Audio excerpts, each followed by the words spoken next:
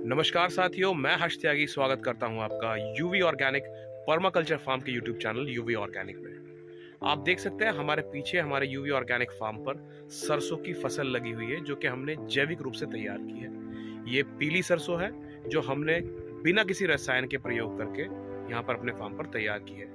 आज इस वीडियो में हम जानेंगे कि किस प्रकार एक किसान, चाहे वो रासायनिक खेती करने वाला किसान हो या जैविक खेती करने वाला किसान हो, किस प्रकार वो अपने सरसों की फसल को तो कम से कम बिना किसी रसायन के प्रयोग करे या बहुत ही कम रसायनों का प्रयोग करके तैयार कर सकते हैं। तो बने रहिएगा हमारे साथ इस वीडियो में, जहां पर हम चर्चा करेंगे सरसों की फसल के ऊपर कि किस प्रकार, चाहे वो रासायनिक खेती करने वाला किसान हो या जैविक या प्राकृतिक खेती करने वाला किसान हो, किस प्रकार वो अपने सरसों की फसल को बिना किसी रसायन के प्रयोग के तैयार कर सकता है।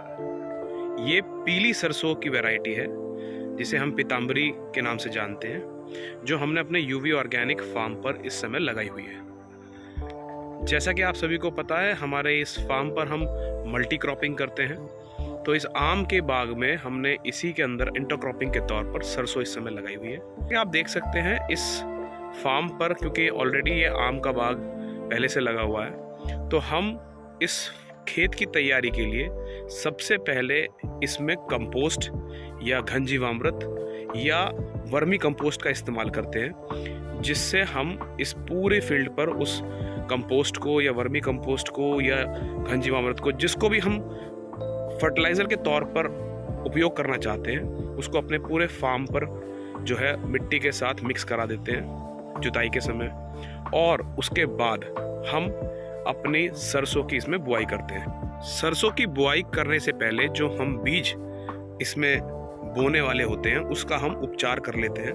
उपचार करने के कई प्रकार के तरीके हैं जिनका हम उपयोग कर सकते हैं। अगर हम जैविक खेती कर रहे हैं तो हम ट्राइकोडर्मा का इस्तेमाल कर सकते हैं। अगर हम प्राकृतिक खेती कर रहे हैं तो हम गौमूत्र का इस्तेमाल करते हुए अपने बीज का शोधन कर सकते हैं, और उसके बाद हम अपने बीज को इस फार्म पर लगाते हैं। साथियों, सरसों की खेती करने के लिए हमने अपने इस खेत में, इस फार्म पर केवल एक बार कंपोस्ट का इस्तेमाल किया, जो हमने अपने फार्म पर तैयार की थी, ट्रीट की थी प्रॉपर तरीके से। और उसके बाद केवल बीज शोधन ट्राइकोडर्मा से करने के बाद हमने सरसों की बुआई अपने इस फार्म पर कर दी। इसके अलावा हमने पहले पानी के साथ इस फार्म पर जीवामृत का इस्तेमाल किया, जो कि प्राकृतिक खेती का एक पार्ट है। उसको हमने पानी के साथ सिंचाई के तौर पर पहले पानी के साथ अपने इस फार्म पर दिया। और इसके अलावा अब हम इसमें किसी भी तरह का कोई भी फर्टिलाइजर या कोई भी खाद हम नहीं देने वाले हैं। और अंत में जब ये फसल तैयार हो जाएगी, जब ये सरसों पक जाएगी, इसकी सारी फलियां पक जाएंगी, तो हम इसकी कटाई कर इसके अंदर से सरसों की हार्वेस्टिंग कर लेंगे। आप देख सकते हैं आपके सामने कितनी सुंदर फ्लावरिंग आ रही है इस सरसों पर। इस समय पूरी सरसों में फ्लावरिंग आ चुकी है, पूरे फार्म पर फ्लावरिंग आ चुकी है।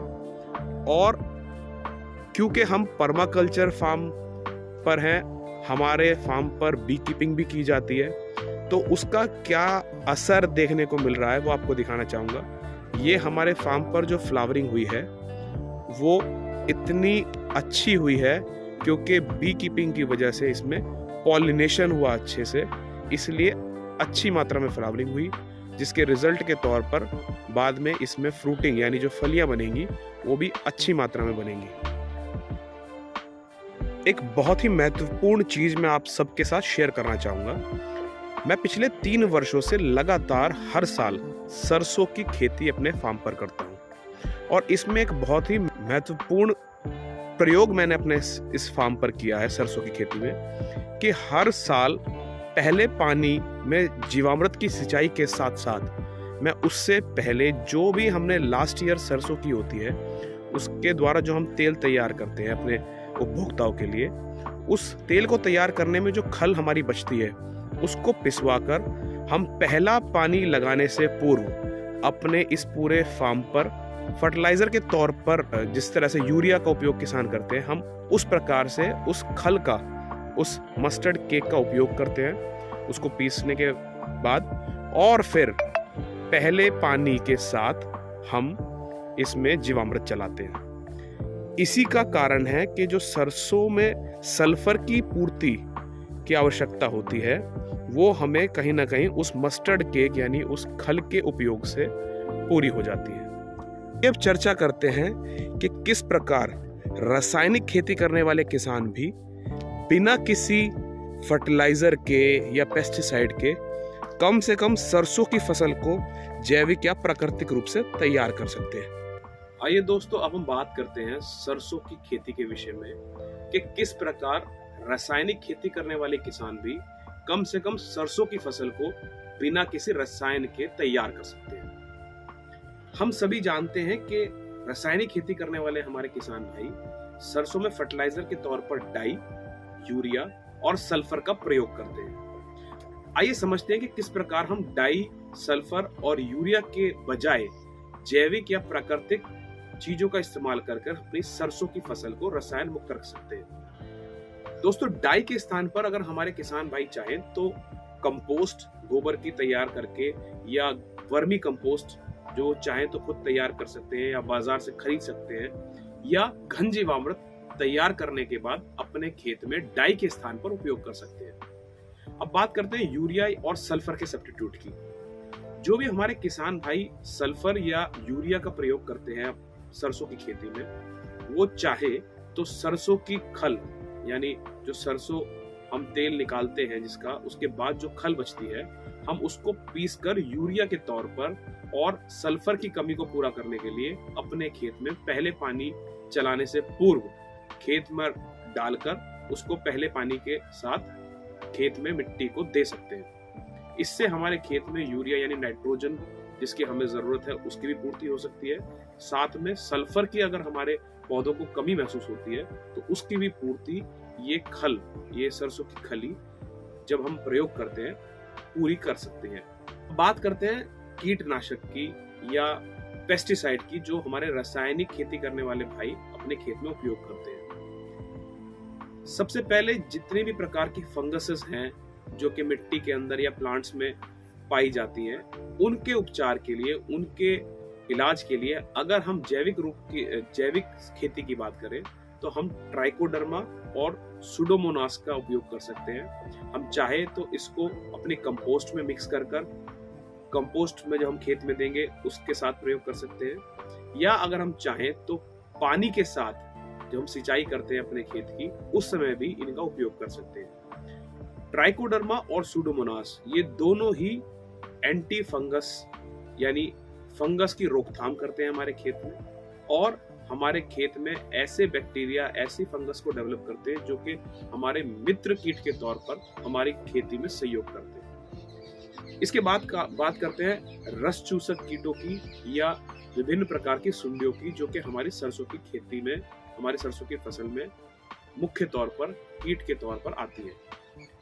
अगर हम जैविक उपचार करना चाहते हैं इन कीटों का तो हम अपने खेत में मेटराइजम एंड सोपली का प्रयोग कर सकते हैं, और इसका भी प्रयोग हम दोनों तरीके से कर सकते हैं। हम चाहें तो इसको फसल के ऊपर स्प्रे कर सकते हैं, या अगर हम चाहें तो इसको सिंचाई के साथ भी खेत में दे सकते हैं। दोस्तों, जैविक तौर पर हम ट्राइकोडर्मा, सुडोमोनास और मेटराइजम का प्रयोग करते हुए हर प्रकार की फंगसेस और हर प्रकार की कीटों का नियंत्रण अपने सरसों की फसल में बड़े ही आसानी से कर सकते हैं। इसके अलावा जो हमारे प्राकृतिक खेती करने वाले भाई हैं, अगर वो प्राकृतिक खेती के तौर पर अपने खेत के फसल को कीटों से या फंगस से बचाना चाहते हैं तो वो सड़ी हुई लस्सी का अपने खेत में प्रयोग कर सकते हैं फंगस और बैक्टीरिया के रोकथाम के लिए।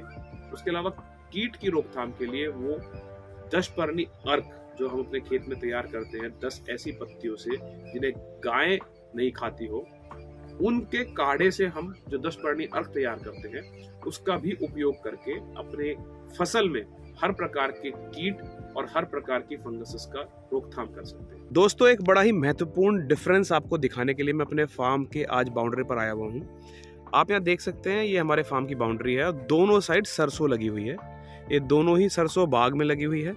एक तरफ ये सरसों है जो हमने अपने फार्म पर लगाई है, जो कि इस समय फ्लावरिंग बहुत ही बेहतरीन आई हुई है उस सरसों में, और दूसरी तरफ ये हमारे पड़ोस का फार्म है जिसमें सरसों लगी हुई है, लेकिन अभी फ्लावरिंग इतनी अच्छी नहीं आई है। आप देख सकते हैं घनी सरसों है लेकिन फ्लावरिंग बहुत कम। ये दोनों ही सरसों एक साथ लगी हुई थी। दूसरे तरफ हम हमारे फार्म की सरसों को देख सकते हैं, जिस पर बहुत ही सुंदर इस समय फ्लावरिंग चल रही है। पूरे फील्ड पर फ्लावरिंग आई हुई है और बहुत ही बेहतरीन फ्लावरिंग हम देख सकते हैं अपने फार्म पर। वहीं दूसरी तरफ जब हम अपने पड़ोस के फार्म पर जाएंगे तो हम देख सकते हैं कि वहाँ पर अभी उतनी अच्छी प्रकार से फ्लावरिंग नहीं है। ये जो डिफरेंस आप देख सकते हैं, ये डिफरेंस क्लियर तौर पर आपको दर्शाता है जो फसल है उस पे जो आपको शुरुआत में जो नुकसान होता है आप उसे कवर कर लेते हैं जब आप धीरे धीरे अपने फार्म पर जैविक खेती या प्राकृतिक खेती कंटिन्यू करते हैं। वहीं आप देख सकते हैं कि रासायनिक खेती पूरी तरह से निर्भर है फर्टिलाइजर के ऊपर और पेस्टिसाइड्स के ऊपर। क्योंकि हम पर्माकल्चर फार्म पद्धति से खेती करते हैं, नेचुरल फार्मिंग, ऑर्गेनिक फार्मिंग को करते हैं अपने फार्म पर, हमें अब किसी प्रकार का कीट नियंत्रण यानी पेस्ट कंट्रोल भी नहीं करना पड़ता और बहुत ही स्वस्थ रूप से हमारी फार्मिंग, हमारे खेत पर फार्मिंग हो रही है। दोस्तों, सरसों एक ऐसी फसल है जिसको बहुत ही कम मात्रा में फर्टिलाइजर की जरूरत है और जिसमें कीटों का भी भयंकर प्रकोप नहीं देखा जाता। तो मेरा सभी किसान भाइयों से अनुरोध है कि कम से कम रासायनिक खेती करने वाले हमारे किसान भाई अगर सरसों की खेती करते हैं तो वो एटलीस्ट कम से कम सरसों की खेती को रसायन मुक्त रखें, हर प्रकार के पेस्टिसाइड से दूर रखें और स्वयं के लिए और अपने उपभोक्ताओं के लिए सरसों की रसायन मुक्त खेती करके शुद्ध तेल की आपूर्ति करें। इस वीडियो को देखने के लिए आप सभी का बहुत बहुत धन्यवाद। अगर हमारी ये वीडियो आपको पसंद आई हो तो हमारे इस वीडियो को लाइक जरूर कीजिएगा, शेयर जरूर कीजिएगा और हमारे इस चैनल को सब्सक्राइब जरूर कीजिएगा। धन्यवाद।